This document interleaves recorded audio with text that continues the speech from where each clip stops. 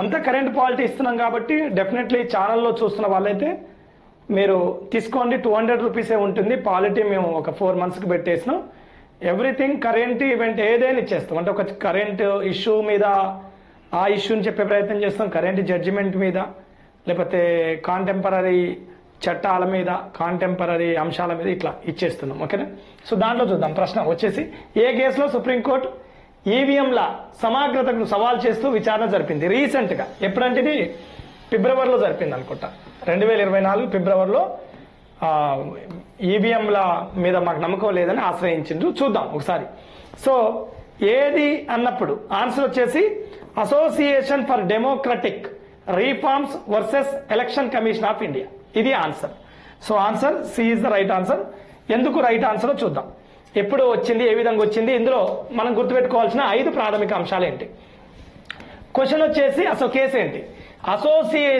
Association for Democratic Reforms versus Election Commission of India.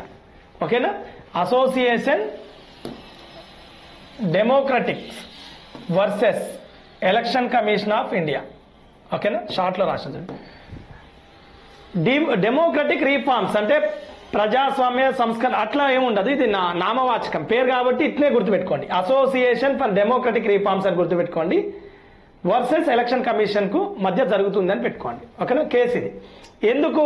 Challenge to the integrity of electronic voting machines. ఈవీఎంల యొక్క విశ్వసనీయతను సవాల్ చేస్తూ, మాకు నమ్మకం లేదు ఈవీఎంల మీద అని సవాల్ చేస్తూ కోర్టును ఆశ్రయించారు. ఎవరు ఆశ్రయించారు? ఈ సంస్థ ఆశ్రయించింది. అసోసియేషన్ ఫర్ డెమోక్రటిక్ రిఫార్మ్స్ అనే సంస్థ. ఎవరి మీద యాంటీగా? ఎలక్షన్ కమిషన్ ఆఫ్ ఇండియా మీద యాంటీగా చేశారు. ఏ రోజున? 2024 ఏప్రిల్లో. నేను ఫిబ్రవరి అన్నా కదా, ఏప్రిల్లో. అంటే రీసెంట్ కేసు. డేట్ అవసరం లేదు, బట్ ఇయర్లో మాత్రం గుర్తుపెట్టుకోండి. ఇయర్ జడ్జిమెంట్స్ ఇవన్నీ కూడా ఇయర్. సో ఏమని ఛాలెంజ్ చేశారు అని అంటే, మాకు వీటి మీద మాకు నమ్మకం లేదు అన్నట్టుగా చెప్పారు. మరి దీనికి ఎవరెవరు జడ్జిమెంట్ ఇచ్చారు? సంజీవ్ ఖన్నా అండ్ దీపాంకర్ దత్తా.